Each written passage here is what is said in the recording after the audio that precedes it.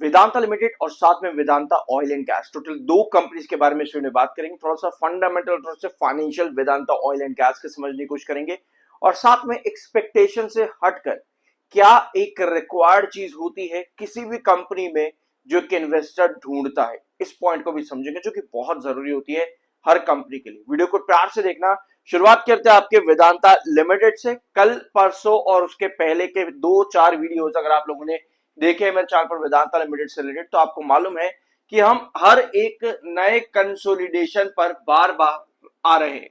मतलब पहले आपका कंसोलिडेशन था अराउंड 272 से लेकर के 282, यहां पर आपका कंसोलिडेशन चलता था लगभग 298 से लेकर के 311 के बीच में, और अभी आज की डेट में हम यहां पर हैं 254 से लेकर के 265 के कंसोलिडेशन के बीच में। यानी अब हम एक थर्ड कॉन्जिक्यूटिव कंसोलिडेशन के अंदर आए हुए हैं, जो कि लगातार एक नए लोअर लो पैटर्न को क्रिएट करता है। ये कल के दिन का वीडियो है, परसों भी मैंने आपको ये चीज डिस्कस करी थी, फ्राइडे भी, कि हम यहां पर एक नए कंसोलिडेशन पर आएंगे। और अभी आपको नजर भी आ रहा है कल का सेशन, परसों का सेशन यानी लास्ट वीक का लास्ट सेशन, और आज का सेशन भी 254 और साथ में 265 के बीच में हम कंसोलिडेट कर रहे हैं। लेकिन इन सबसे हमें समझ में क्या आता है, चिंता मत करो, अभी यहां पर इस पॉइंट को भी मैं क्लियर करूंगा। पहले आओ कंपनी के रिजल्ट्स पर एक बार ये देख लो कि एक्सपेक्टेशन कंपनी से क्या है। एक्सपेक्टेशन निकल करके आते हैं कि कंपनी यहां पे लगभग 38,000 से लेकर के 42,800 करोड़ तक का रिवेन्यू प्रोवाइड कर सकती है।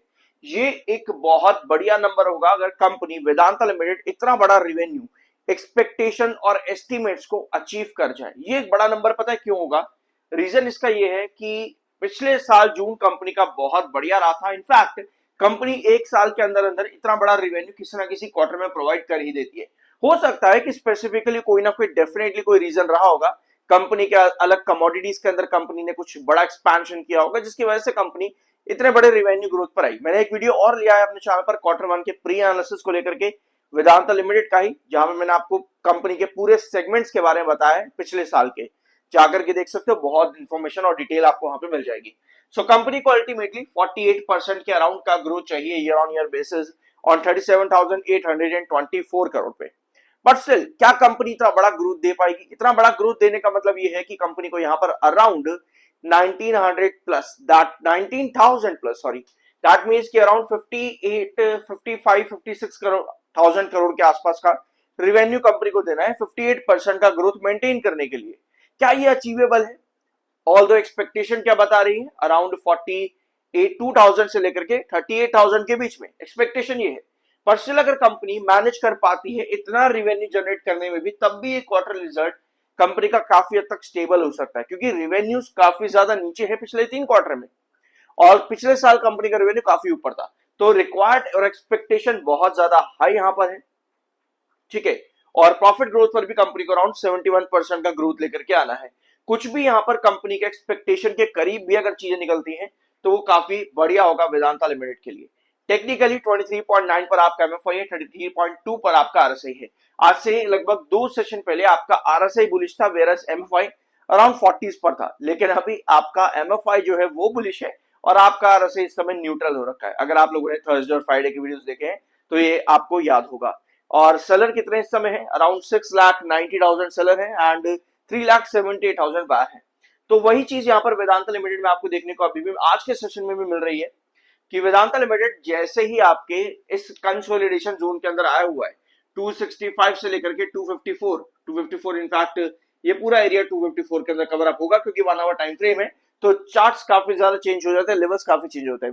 वेराज अगर आप डेली टाइम फ्रेम पर देखोगे तो ये कुछ इस तरह से रेंज आपको यहाँ पर नजर आएगी, और ये आपके पुराने वाले 2 कंसोलिडेशन जोन, मतलब एक तरह से लोअर लो पैटर्न कहीं ना कहीं वेदांता लिमिटेड यहाँ पर बना रहा है, जो कि अच्छा साइन नहीं होता। पर एक बात और यहाँ पर समझना कि इन दोनों पैटर्न्स पर आपको एक चीज नजर आएगी, सिमिलैरिटी नजर आएगी कि यहाँ पर 282 अगर रिजेक्शन था तो वो रिजेक्शन था, उसके ऊपर कोई कैंडल सस्टेन नहीं कर रही थी, तो मतलब कि आप गिरोगे यहाँ पे, ठीक है। अपने रिजेक्शन को ना तोड़ना ये किसी भी चार्ट के लिए एक बेरिश सिग्नल होता है, स्पेशली तब अगर वो लोअर लो पैटर्न क्रिएट करे। वेराज वेदांता लिमिटेड अगर अपने हायर यानी कि 265 जो इसका रिजेक्शन है इस ट्रेंड के ऊपर सस्टेन करने लगे तो वहां पर कहीं ना कहीं इंडिकेशन मिलते हैं कि अब यहां पर ये ब्रेकआउट के लिए जा सकता है। ब्रेकआउट मींस के अराउंड 272, 282 कुछ इस तरह के लेवल, ठीक है। लेकिन 265 पर सस्टेन नहीं कर रहा, वापस से रिटेन कर रहा है, मतलब रीटेस्ट कर रहा है 254 के आसपास, वो अपने आप में कहीं ना कहीं आपको इंडिकेशन देगा कि भैया यहां से आपको जो है साइडवेज इसी तरह से चलेगा जैसे पहले चला है, और फिर आप यहां पर ड्रॉप कर सकते हो। यानी कि 265 और 254 आपको अपने आप इंडिकेशन देने लगेंगे कि आपको यहां पर क्या डिसीजन लेना चाहिए, ठीक है। 265 आपके हायर लिमिटेड, यानी कि आपका रिजेक्शन 265 का। ऑलराइट, अब आते हैं आपकी दूसरी company Vedanta oil and gas पे, ठीक है। So Vedanta oil and gas, Vedanta power हो, एल्यूमिनियम हो, या कोई भी न्यूली डीमर्ज एंटिटी, इन सभी से इन्वेस्टर्स को जो है एक्सपेक्टेशन काफी ज्यादा हाई है। लेकिन क्या एक्सपेक्टेशंस के अकॉर्डिंग ये काम कर रहे हैं? देखो, एक्सपेक्टेशंस मीन कि ये कंपनीज लॉन्ग टर्म बहुत बढ़िया काम करेंगी, और कंपनी ने बताया कि हमारा कैपेसिटी, हमारा प्रोडक्शन इतना है और इतना हमारा प्रोड्यूस करने वाले फ्यूचर के अंदर। लेकिन आज की डेट में जब कंपनी लिस्ट हुई है अभी, Vedanta oil and gas, company के नंबर्स क्या इंडिकेट करते हैं कि कंपनी के 2025 से 26 के बीच में रेवेन्यूज में 59% का गैप है। 59% का कंपनी के रेवेन्यूज पर गैप है, जो कि एक नेगेटिव सिग्नल होता है। ओपीएम परसेंटेज भी कंपनी का माइनस में है, जो इंडिकेट करता है कि कंपनी जो कमा रही है उससे ज्यादा कंपनी खर्चे कर रही है। समझे इस चीज को? तो अगर हम वेदांता ऑयल एंड गैस में लॉन्ग टर्म के लिए जाना चाहते हैं, तो रादर कंपनी जो एक्सपेक्टेशन, कंपनी अपनी जो प्रोडक्शन के बारे में बता रही है, उससे ज्यादा जरूरी ये है कि कंपनी क्वार्टर रिजल्ट्स में उन पर काम भी करे। क्लियर है? तो ये चीजें कंपनी से यहाँ पर चाहिए होंगी, डिमांड ये रहेगी। ओवरऑल एक पॉइंट और मैं आपको यहाँ पे बताऊं, जो आप लोग कहते हो कई बार कि वेदांता ऑयल एंड गैस में क्या होगा, मैं 1 साल के लिए रुकना चाहता हूं, 2 साल के लिए।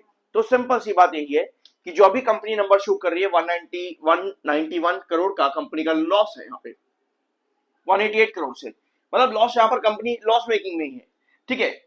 आपको ये चाहिए होगा कि कंपनी अब यहाँ पर धीरे धीरे करके +1, 100, 200 इस तरह की ग्रोथ अगर कंपनी देती है, नंबर्स अपने पॉजिटिव में करती है, तब आप एक्सपेक्ट करते हो कि हाँ भाई चलो हम लॉन्ग टर्म के लिए चलेंगे यहाँ पे। अदरवाइज चीजें आपको धीरे धीरे बिगड़ती ही देखने को मिलती है। ऑल तो कंपनी को भी ज्यादा टाइम भी नहीं हुआ लिस्ट हुए, तो देखते हैं आगे यहाँ पर क्या होगा।